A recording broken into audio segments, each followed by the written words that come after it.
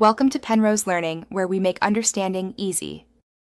You begin by making sure prerequisites are met. Both your phone and the Xiaomi Google TV are on the same Wi-Fi network. Once done, update Google Home and any app you plan to cast from so protocols match. Make sure Cast is enabled on the TV and that your phone grants local network and location permissions. This lets devices discover each other.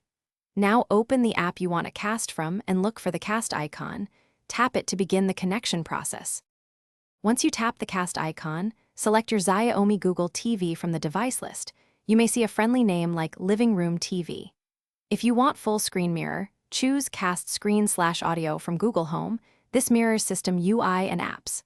For better video performance, cast directly from supported apps to use optimized streams. If playback stutters, make sure to adjust the TV display resolution or limit background apps on your phone. Reducing resolution often stabilizes bitrate and reduces lag. To finish, stop casting from the phone notification or within the app, and then close the source app so the TV frees resources. If you want better audio, pair a Bluetooth speaker directly to the TV and set that as the output. Make sure to unpair when finished. If something goes wrong, try the one-key troubleshooting tip.